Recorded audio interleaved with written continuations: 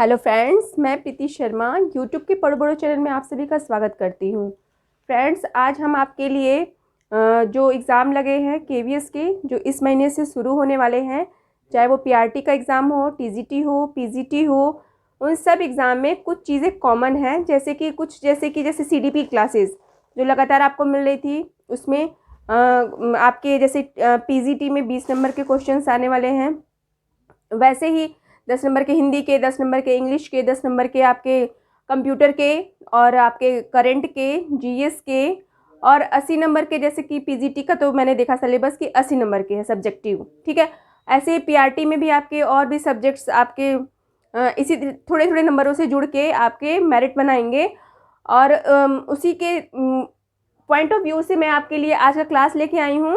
KVS special है, और ये तो कहने का है केवीएस स्पेशल है, केवीएस ही नहीं, ये आपके टैट के लिए भी, सी टैट के लिए भी बहुत ही इम्पोर्टेंट है। सी टैट में भी कंप्यूटर के क्वेश्चंस आते हैं, आपके DSSS में भी आते हैं, आपके वनडे एग्ज़ाम में भी आते हैं, एसएससी है, आपका रेलवे है, या आपके जो हैं और भी जितने भी एग्ज़ाम हैं उस सब में कंप्यूटर से रिलेटेड क्वेश्चन बनते ही बनते हैं। तो चलिए, आज की क्लास में आज का क्लास आपके लिए स्पेशल होने वाला है, क्योंकि कंप्यूटर के जो है बेसिक जो है स्टार्टिंग से आपके सामने कंप्यूटर लेके आ रहे हैं हम।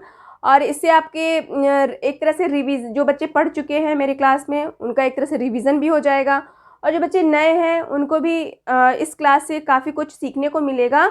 और बहुत ही आसान तरीके से कंप्यूटर हम लोग पढ़ने वाले हैं, और कहाँ कहाँ से क्वेश्चन बनता है कंप्यूटर में वो आपके लिए बहुत ही इंपॉर्टेंट होने वाला है। तो वीडियो को पूरा देखिए, अंत तक देखिए। बड़ी हो क्लास कोई नहीं, आपको देखना है, क्योंकि यहीं से क्वेश्चन आने वाले हैं, वो एक एक करके हम बताते जाएंगे आपको आगे क्लास में। और पसंद आए तो शेयर कीजिए और भी लोगों तक जिन इस विषय वस्तु की रिक्वायरमेंट है, ज़रूरत है, और जिससे वो इसे पढ़ कर अपने नंबर को और भी ज़्यादा स्कोर कर सकते हैं। ठीक है, तो चलिए कंटिन्यू करते हैं। तो आज हम जो है आपके लिए टॉपिक लेके आए हैं कंप्यूटर बहुत ही बेसिक से, बहुत ही स्टार्टिंग से, बहुत ही आसान तरीके से समझ में आने वाला है। तो चलिए देखते हैं कंप्यूटर क्या है। तो देखिए, कंप्यूटर क्या है। कंप्यूटर अगर कहा जाए कंप्यूटर क्या है, तो कंप्यूटर एक इलेक्ट्रॉनिक डिवाइस है। ठीक है, जो मनुष्य के द्वारा क्या किया जाता है, बनाया गया एक ऐसा मशीन है जो बहुत ही आसानी से, बहुत ही तीव्रता से, बहुत ही मतलब स्पीड के द्वारा, और विदाउट एनी इरर्स या बिना किसी गलती के काम करने वाला मशीन है। ठीक है, इसको हिंदी में हम क्या कहते हैं, संगणक मशीन के रूप में जानते हैं।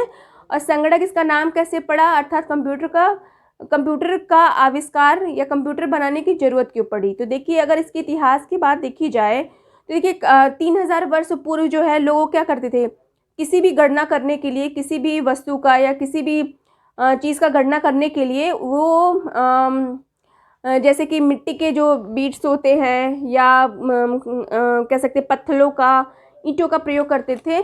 तो इस तरह से वो कैलकुलेशन करते थे। लेकिन जब गणनाएं बड़ी हो जाती थी, कैलकुलेशन बड़ा हो जाता था, तो उनको इसमें बहुत ही समस्या होने लगी। ठीक है, तो समस्या होने लगी।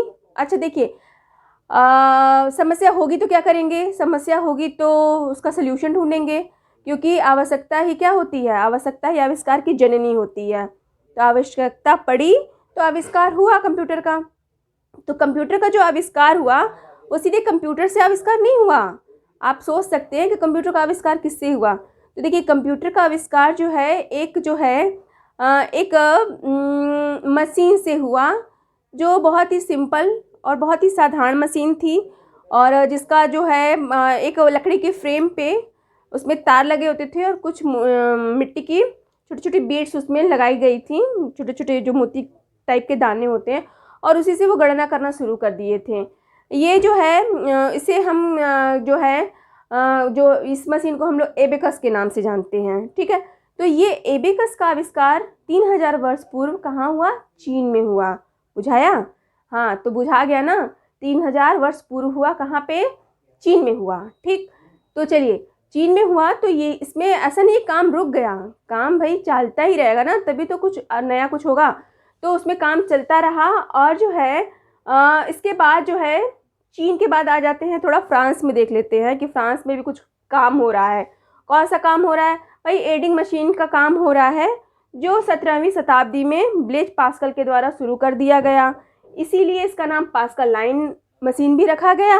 और हिंदी में अगर बात करें तो यांत्रिकी अंकीय गणना यंत्र से कहा जाता है। समझ में आया? तो देखिए, अब ये जो है ये मशीन काम कैसे करती थी?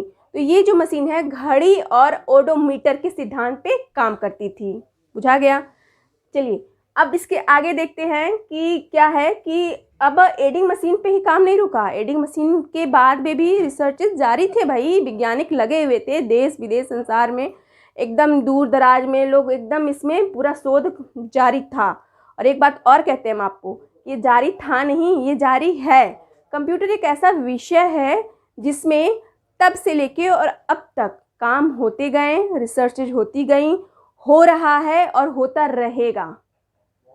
तो ये जो एक ऐसा सब्जेक्ट है ना जिसमें जो है जैसे इतिहास में हर दिन एक नया इतिहास बनता है, वैसे कंप्यूटर में हर दिन कुछ ना कुछ प्रयोग होता है और कुछ ना कुछ नया जुड़ता है। चाहे वो आप डिवाइस का रूप में ले लीजिए, चाहे आप सॉफ्टवेयर के रूप में ले लीजिए, हार्डवेयर के रूप में ले लीजिए, चाहे वो वर्जन के रूप में ले लीजिए, कुछ भी ले लीजिए, कंप्यूटर में काम तो चलता ही रहेगा। ठीक है? क्यों? क्योंकि ये इतना यूज़फुल है, ये इतना इम्पॉर्टेंट एक ऐसा जीवन का पार्ट हो गया है जो हमारे जीवन से एकदम जुड़ गया है।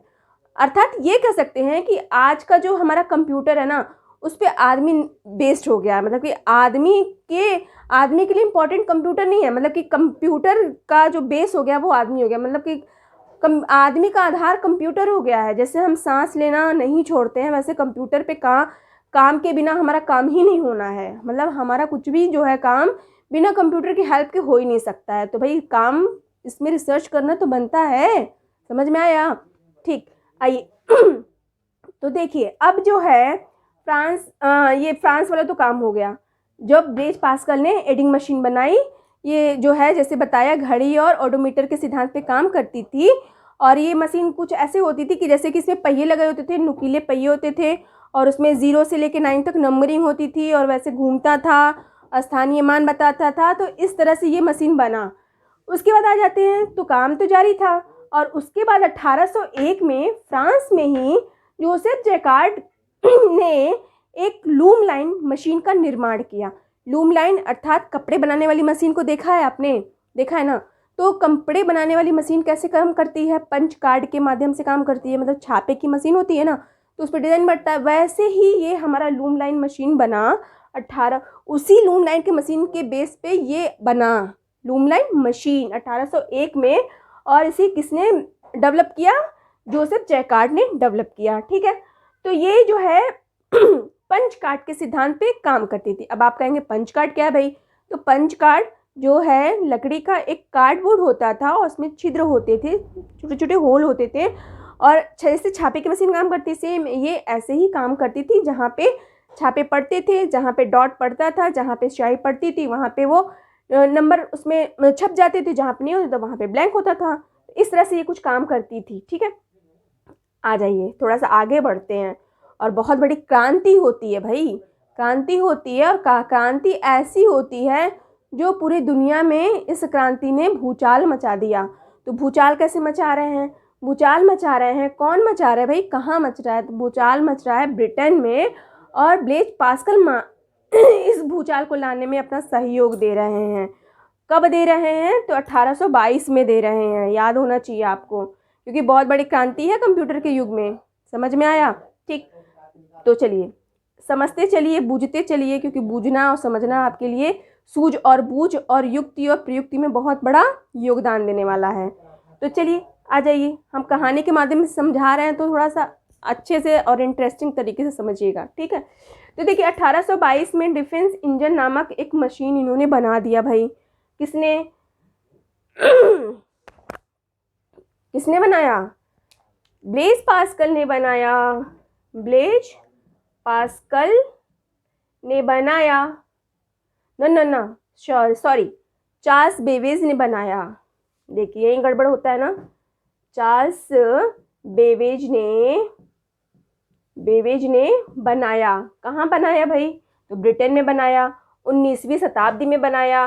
और ये किस सिद्धांत पे काम करता था, तो ये गियर और सॉफ्ट इसमें लगे थे और ये भाप इस सिद्धांत पे काम करता था और भाप से ये मशीन चलती थी। भाप से देखा है चलते हुए, कैसा देखा है? भाप वाली जो ट्रेन देखी है ना, ट्रेन भाप वाला, जो क्लास 8 वगैरह में पढ़े होंगे, भाप में जो आविष्कार किया था और भाप के प्रेशर से इंजन बन गया, ट्रेन बन गई। तो भाई वही भाप के प्रेशर से क्या बन गई? कंप्यूटर भी तो बन सकता है, क्यों नहीं बन सकता है? तो देखिए ये भाप से चलती थी, ठीक है, लेकिन काम इन्होंने रोका नहीं क्योंकि ब्रिटिश गवर्नमेंट ने इन्हें लाखों रुपए क्या दिए थे? अनुदान दिए थे शोध के लिए, काम करने के लिए। ब्रिटिश गवर्नमेंट इस पे पैसा खर्च कर रही थी, वहन कर रही थी उस सारे खर्च को। तो काम तो हुआ और होते होते 1833 में बहुत ही बड़ा इसमें भी इन्होंने बदलाव ला दिया और एनालिटिकल इंजन नामक एक मशीन ला दिया। ठीक, तो आप याद रखेंगे कि एनालिटिकल इंजन और डिफेंस इंजन के आविष्कारकर्ता कौन थे, या कहेंगे कि कंप्यूटर के जनक या फादर ऑफ कंप्यूटर या कंप्यूटर के डेवलपकर्ता कौन थे? तो चार्ल्स बेबेज थे। ठीक, क्लियर। 1822 में कौन सी मशीन? Defence engine. 1833 में कौन सी मशीन? Analytical engine. अब क्रांति तो शुरू हो गई, तो क्रांति होते होते क्या हो गया? काम चलता रहा और वो फिर पीढ़ी दर काम बढ़ता गया तो उसको विभिन्न पीढ़ियों में बांट दिया गया, जैसे कि प्रथम पीढ़ी, द्वितीय पीढ़ी, तृतीय पीढ़ी, चतुर्थ पीढ़ी, पंचम पीढ़ी, है ना। तो अभी जो हम चल रहे हैं वो 7वीं जनरेशन में चल रहे हैं, मतलब कि जनरेशन ऑफ कंप्यूटर में आ जाएंगे हम। और उसमें क्या होगा? उसमें भी बहुत सारे अद्भुत प्रयोग होंगे, अद्भुत विकास होंगे, अद्भुत बदलाव होंगे, तो उसको आगे देखेंगे। फिलहाल आगे देखते हैं कि बस एनालिटिकल इंजन तक ही काम नहीं रहा, उसके बाद कंप्यूटर में विकास हुआ और मार्क 1 आ गया। जो है मार्क 1 मशीन का काम हो रहा है 1940 से लेकर 1944 के बीच में हो रहा है और ये विश्व का सबसे पहला विद्युत यांत्रिक कंप्यूटर था। क्लियर। इसमें ये अर्थात कह सकते हैं कि इलेक्ट्रोमैटिकल कंप्यूटिंग मशीन के नाम से भी इसको जान सकते हैं। हाँ, डॉक्टर हार्वर्ड ने इस पे शोध किया और भी 4 वैज्ञानिक भी मिलके इस पे काम शोध कर रहे हैं। और IBM एक कंपनी है जो कंप्यूटर बनाती है, ठीक है। तो कंप्यूटर बनाया IBM कंपनी के द्वारा और मार्क 1 बन के तैयार हुआ। तो कहानी यहीं तक नहीं ख़त्म हुई, इसके आगे भी पढ़ना है। कहानी ये है कि ABC भी मशीन आई। अब आप कहेंगे ABC क्या होता है? तो ABC मतलब कि एटनोसॉफ्ट बेरी कंप्यूटर होता है, इसका फुल फॉर्म होता है, याद रखिएगा। और 1945 में ये देखिए बहुत कहानी के रूप में बता रहे हैं ना, तो उसको समझते चलिए ना। और ज़रूरी नहीं कि पूरा यहाँ से पूछेगा ही, लेकिन पूछेगा भी। भाई फादर ऑफ कंप्यूटर पूछ सकता है, कब आया, कहाँ आया, कैसे आया, पढ़ना तो पड़ेगा ना। तो चलिए उसी तरीके से जब आता है मार्क 1 के बाद ABC आता है, एटनोसॉफ्ट बेरी कंप्यूटर कब आता है? 1945 में आता है। और ये सबसे पहला इलेक्ट्रॉनिक डिजिटल कंप्यूटर था। ठीक, तो ये कंप्यूटर आया और यहीं से क्या हो गई? अब यहाँ से हम पीढ़ी दर पीढ़ी बढ़ते चलेंगे। तब इसके बाद हमारा आ जाता है फर्स्ट जनरेशन। उसके बाद कंप्यूटर के जनरेशन आ जाते हैं, और जिसमें फर्स्ट जनरेशन कंप्यूटर पढ़ेंगे, सेकंड जनरेशन भी पढ़ना है, थर्ड भी पढ़ना है और फोर्थ भी पढ़ना है, फिफ्थ भी पढ़ना है। तो भाई इससे पीछा तो नहीं छूटना है, तो एक एक करके पढ़ेंगे। और कहाँ कहाँ मेन टॉपिक्स हैं, कहाँ कहाँ से क्वेश्चन निकल के आता है, कहाँ कहाँ से क्वेश्चन पूछता है, ये भी हम आपको बताते चलेंगे। क्योंकि अनुभव जो है क्या है?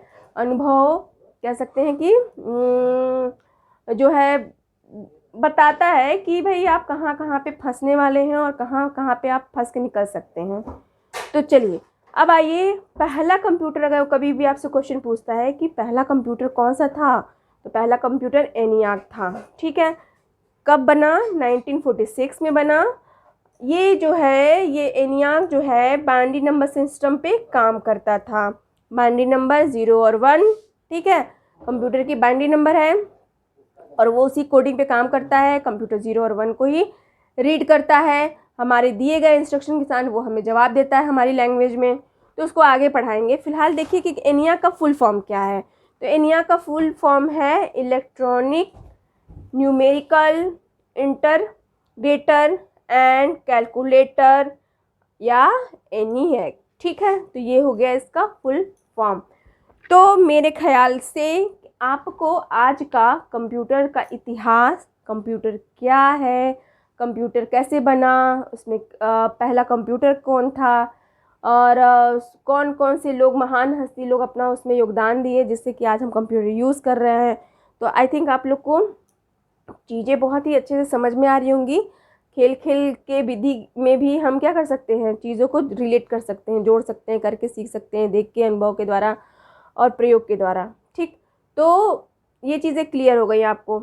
अब देखिए कंप्यूटर की कौन कौन सी विशेषताएं हैं, तो चलिए उसको भी देख लेते हैं कि कंप्यूटर की विशेषताएं कौन कौन सी हैं। तो देखिए कंप्यूटर की अगर विशेषता की जाए तो बहुत ही बड़ी विशेषता है कंप्यूटर। और कंप्यूटर की जो क्रांति ने बहुत ही ज़्यादा क्या किया है, विश्व में बहुत ही विकास कर दिया है। कंप्यूटर के बहुत फ़ायदे हैं, बहुत जो है इसकी विशेषताएं हैं, महत्व है और कंप्यूटर की आवश्यकता भी है, लेकिन कंप्यूटर के कुछ दोष भी हैं। तो चलिए पहले विशेषताएं देख लेते हैं। तो कंप्यूटर क्या है, कंप्यूटर ही बहुत ही तीव्र गति से काम करता है। पहली विशेषता, कंप्यूटर जो है जो भी रिज़ल्ट देता है, जो भी रिज़ल्ट प्रोवाइड करता है, बहुत ही एक्यूरेट प्रोवाइड करता है, बहुत ही शुद्ध, 100% भी कंप्यूटर रिज़ल्ट शुद्ध देता है। ठीक है, इसमें कोई एरर्स नहीं होते हैं और एरर होने पे इसकी भी सल्यूशन है। ठीक है, और एरर्स में जैसे कि इसके एरर्स में एक तो सॉफ्टवेयर एरर्स होते हैं और कुछ तो कंप्यूटर के बेसिक जो है उनके डिवाइसेस में प्रॉब्लम हो जाती है, तो उसको इंजीनियर्स दूर कर लेते हैं। अच्छा, दोनों के अलग अलग इंजीनियर होते हैं भाई, सॉफ्टवेयर के अलग और हार्डवेयर के अलग। ठीक है, ऐसे ही कंप्यूटर के जो है, आप सोचते कंप्यूटर बस एक डब्बा है, कंप्यूटर डब्बा नहीं है, कंप्यूटर हार्डवेयर और सॉफ्टवेयर से मिलकर बना है। तो हार्डवेयर के इंजीनियर अलग, सॉफ्टवेयर के इंजीनियर अलग। ठीक है, दूसरी चीज़ क्या है कि कंप्यूटर जो है, कंप्यूटर में कह सकते हैं कि हार्डवेयर के बिना सॉफ्टवेयर काम नहीं करेगा, सॉफ्टवेयर के बिना हार्डवेयर काम नहीं करेगा। और जिस तरह से हार्डवेयर जो है, IBM हमारी मशीन है, डेल है, ये सब कंपनियां हैं, ये कंप्यूटर के डब्बे बनाती हैं, मतलब कंप्यूटर के डिवाइसेस बनाती हैं, कंप्यूटर बनाती हैं। लेकिन जिस तरह से सॉफ्टवेयर के बिना हार्डवेयर काम नहीं करेगा, तो सॉफ्टवेयर बनाने की भी अलग अलग कंपनियां होती हैं। जैसे माइक्रोसॉफ्ट कंपनी, वो क्या करती है, वो बस सॉफ्टवेयर डेवलप करती है। ठीक है, तो ये कुछ बेसिक सी चीज़ें, तो आप ये ध्यान रखिए कि कंप्यूटर में जो है हार्डवेयर बनाने वाली अलग कंपनी है, सॉफ्टवेयर बनाने वाली अलग कंपनी है। ठीक है, चलिए अब देखिए विशेषताओं की बात कर रहे थे कि कंप्यूटर बहुत तेज़ काम करता है, बिना किसी गलती के काम करता है, कम समय में काम करता है और बहुत फास्ट रिज़ल्ट देता है। कंप्यूटर में एक साथ कई सारे काम होते हैं और कंप्यूटर में कह सकते हैं कि हर एक क्षेत्र में काम करता है। ठीक है, तो इसमें जैसे कि हमने बुक से रखा है इसलिए कि थोड़ा सा हम देखते रहें कि अब आपको सिलेबस किस तरह से पूरा कराया जाए। तो कंप्यूटर जैसे बताया कि तीव्र गति से काम करता है, शीघ्रता से काम करता है, बहुत ही विश्वसनीय है, विशाल भंडार। अच्छा, कंप्यूटर में स्टोर करने की क्षमता भी बहुत ज़बरदस्त है, बहुत सारे डाटा को बहुत ही तीव्रता से, बहुत ही आसानी से स्टोर करता है। इसको आप कभी भी किसी भी समय आप इसका क्या कर सकते हैं, प्रयोग कर सकते हैं, कहीं भी ले आ सकते हैं, कहीं भी रख सकते हैं, कहीं पे सेव कर सकते हैं, कहीं पे इसका इस्तेमाल भी कर सकते हैं। ठीक है, और डाटा ट्रांसफ़र भी कर सकते हैं। मेमोरी इसकी बहुत ही जो है, मेमोरी आगे पढ़ेंगे, जो मेमोरी कई प्रकार की होती हैं, प्राइमरी मेमोरी, सेकेंडरी मेमोरी। ठीक है, तो इसको भी पढ़ना होगा हमें। विविधता, जैसे हमने बताया कि एक साथ कई सारे काम कर सकती है स्वचालित। कुछ कंप्यूटर्स अब तो ऐसे आ गए हैं जो खुद ब खुद काम करने लगे हैं। ठीक है, अब आ जाइए कंप्यूटर के प्रयोग, कंप्यूटर का प्रयोग किन किन क्षेत्रों में होता है। तो देखिए कोई ऐसा क्षेत्र नहीं है आज की डेट में कि कंप्यूटर उस क्षेत्र में काम ना कर रहा हो। सबसे पहली बात कर लेते हैं शिक्षा के क्षेत्र में। तो कंप्यूटर जो हमारा है वो शिक्षा के क्षेत्र में, आप एडमिशन काउंसलिंग से लेके, मान लीजिए कि हमें कहीं भी किसी भी स्कूल में, किसी भी कॉलेज में, किसी भी यूनिवर्सिटी में, किसी भी कैंपस में, किसी भी फील्ड में हमें एडमिशन लेना है, तो सबसे पहले उसका जो भी डिटेल है हम, या कोई भी इंफॉर्मेशन हम कंप्यूटर के द्वारा लेते हैं। फॉर्म भी हम कंप्यूटर के द्वारा फिल करते हैं। उसमें जो हम एग्ज़ाम भी जो है एंट्रेंस, वो भी ऑनलाइन ही देते हैं, कंप्यूटर के द्वारा देते हैं। रिज़ल्ट भी हमें कंप्यूटर के द्वारा ही प्रोवाइड होती है। फिर एडमिशन भी हम उसी तरीके से, मेरिट बनती है और एडमिशन लेते हैं। उसके बाद भी एग्ज़ामिन होता है, एग्ज़ाम के बाद भी रिज़ल्ट भी हमें वहीं से मिलता है। ठीक है, तो ये रहा, ऐसा कोई क्षेत्र नहीं है कि कंप्यूटर काम ना कर रहा हो उसमें। अच्छा, ये तो बात एडमिशन की हो गई, लेकिन कंप्यूटर में देखिए शिक्षा के क्षेत्र में बात की जाए तो हमारे जैसे ई बुक, ई लर्निंग, आज जो क्लास भी आपको मिल रहे हैं वो इंटरनेट के माध्यम से मिल रहे हैं। कंप्यूटर के माध्यम से, जैसे अभी हम आपको पढ़ा रहे हैं, तो ये क्या है, एक ई लर्निंग है भाई।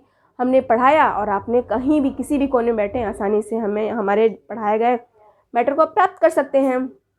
ठीक है। दूसरा जैसे कह सकता है कि प्रकाशन के क्षेत्र में, पब्लिकेशन के क्षेत्र में, जैसे न्यूज़पेपर वगैरह पहले के ज़माने में होते थे, वो उसको डिज़ाइन करने के लिए घंटों घंटों टाइम लग जाते थे। लेकिन आज क्या है, कंप्यूटर के एक क्लिक से क्या होता है, चुटकी नहीं लगता है और हमारा फर्स्ट पेज फटाफट डिज़ाइन हो जाता है। तो देखिए काम कितना आसान हो गया, कितना फास्ट हो गया, कितना ईजी हो गया। ठीक है। उसके बाद कह सकते हैं मनोरंजन के क्षेत्र में तो कंप्यूटर जो है आजकल इंटरटेनमेंट का बहुत बड़ा साधन बन गया है। जैसे मोबाइल ही एक प्रकार से आपका मिनी कंप्यूटर है। मोबाइल को लीजिए और आप देश दुनिया में कहीं पे भी कुछ भी ढूंढ सकते हैं, कर सकते हैं, मनोरंजन कर सकते हैं, मूवी देख सकते हैं, क्लासेस देख सकते हैं, गेम खेल सकते हैं, कुछ भी एनीथिंग, दुनिया की सारी इन्फॉर्मेशन आप कंप्यूटर पे ले सकते हैं। या दुनिया के किसी भी कोने में कोई भी आपका मित्र हो, संबंधी हो, कोई भी हो, आप आसानी से उससे बात कर सकते हैं और उससे अपना संबंध स्थापित कर सकते हैं। ठीक है। आ जाइए व्यवसायिक क्षेत्र में, अर्थात ई बिजनेस। ई बिजनेस क्या है? ई बिजनेस आजकल आपके मार्केट, ग्लोबल मार्केट में बहुत ही ज़्यादा धूम मचा कर रखा है।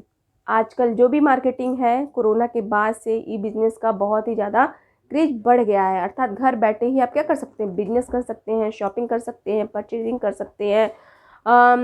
ये आप क्या कह सकते हैं कि इंपोर्ट एक्सपोर्ट कर सकते हैं। बहुत सारे काम आप इंटरनेट के, कंप्यूटर के माध्यम से ही कर सकते हैं। फिर देखिए कह रहा है कि मौसम विज्ञान के क्षेत्र में, अर्थात जो भी मौसम विज्ञान के जो भी इंफॉर्मेशन आते हैं, हमें पता चलता है कि बारिश होने वाली है, आंधी आने वाली है, मछुआरों से को सूचना दी गई है कि अगले 24 घंटे में वो समुद्री तट पे ना जाएं, जिससे कि तूफान आने का खतरा है और उनकी जानमाल की हानि हो सकती है। तो इससे क्या होता है कि वो सुरक्षित भी हो जाते हैं, उनकी रक्षा हो जाती है और उनकी जानमाल की हानि भी नहीं होती है। तो ये मौसम विज्ञान का खबर कौन देता है? ये एनालॉग कंप्यूटर है, वो ये मौसम विज्ञान की जानकारी हमें प्रोवाइड करता है सैटेलाइट के माध्यम से। ठीक है। अब देखिए चिकित्सा के क्षेत्र में, तो आजकल जो भी हमारे चिकित्सा के क्षेत्र में जितने भी रिसर्चेज हो रहे हैं, जितने भी जैसे कि हमारा ब्लड चेक से लेके हमारे ECG, MRI, CT स्कैन, कोई ऐसा टेस्ट नहीं है जो हमारे कंप्यूटर के, विदाउट कंप्यूटर के हो जाए। तो कंप्यूटर पे इजीली सारे टेस्ट अवेलेबल हैं और कंप्यूटर के द्वारा सारे एग्जामिन किए जा सकते हैं बॉडी के सारे जो हैं। आजकल तो जो आपके कह सकते हैं कि आपके जो ऑपरेशन वगैरह हैं कंप्यूटर के ही द्वारा पॉसिबल हो जा रहे हैं। फिर देखिए इंजीनियरिंग के क्षेत्र में, और इंजीनियरिंग के क्षेत्र में लगातार रिसर्चेस चलते रहते हैं, इंजीनियर्स लगे रहते हैं और तरह तरह के टूल्स, टेक्नोलॉजी, इलेक्ट्रॉनिक्स डिवाइस, बहुत सारी चीज़ें क्या करते रहते हैं, डेवलप करते रहते हैं। उसके बाद तो ये रहे कुछ क्षेत्र जिसमें कंप्यूटर की बहुत ही उपयोगिता है। अब आ जाते हैं कंप्यूटर के लाभ। तो कंप्यूटर के लाभ की तो बात ही क्या कहने हैं, कंप्यूटर के तो इतने लाभ हैं कि उसका गुणगान गाते गाते अगर रात भी हो जाए तो कम पड़ेगी। लेकिन चलिए फिर भी थोड़ा थोड़ा तो देखना तो पड़ेगा ही ना भाई। तो चलिए पहला जैसे कह सकते हैं कि कुशल एवं व्यापक गणना स्तर, अर्थात कंप्यूटर एक ऐसा मशीन है जो बहुत ही कुशलता से, बहुत ही एग्जैक्ट, क्लियरली हमारे क्या करता है, डेटा को स्थानांतरित भी कर देता है और रिजल्ट भी देता है। ठीक है। अब आ जाइए नेटवर्किंग। कंप्यूटर का नेटवर्क तो इतना तेज है कि जिसका कोई हल ही नहीं है, सवाल ही नहीं है, मतलब कि जिसका कोई जवाब ही नहीं है भाई। यहाँ से आप विश्व के किसी भी कोने में इस नेटवर्क के माध्यम से आप किसी से भी क्या कर सकते हैं, कम्युनिकेशन क्रिएट कर सकते हैं। उसके बाद सुरक्षा, कंप्यूटर एक ऐसी डिवाइस है, एक ऐसी मशीन है जो बहुत ही सिक्योर और सेफली आपको प्रोवाइड है। ठीक है। साथ ही साथ डेटा का स्थायित्व, अर्थात इसमें जो भी आप डेटा रखते हैं बहुत ही ज़्यादा देर तक, टाइम तक स्टोर करके रख सकते हैं, कहीं ले जा सकते हैं, किसी को दे सकते हैं, कहीं ट्रांसफ़र कर सकते हैं, इसका यूज़ कर सकते हैं। ठीक। डेटा को संभालने तो प्रयोग में सरलता, अर्थात इसमें डेटा जो भी रहता है आप आराम से संभाल के रख सकते हैं। आपके बच्चे देख सकते हैं, आपके नाती देख सकते हैं, आपके पोते देख सकते हैं, जब चाहें तब देख सकते हैं भाई। उसके बाद देखिए अच्छा शैक्षिक उपकरण, ये एक ऐसा अच्छा शैक्षिक उपकरण है जो मल्टीपर्पज़, मल्टीटास्किंग, मल्टी यूज़र क्या है, एक ऐसी डिवाइस है जिसका बहुत ही आसान से बहुत ही सुविधाजनक तरीके से, बहुत ही कह सकते हैं हर एक प्रकार से आप यूज़ कर सकते हैं। तो आज के लिए अच्छा एक हानि भाई देख लेते हैं, लास्ट है बस, इसके बाद नहीं पढ़ना, इसके बाद अगली क्लास में पढ़ना है कंप्यूटर। तो देखिए हानियाँ क्या हैं।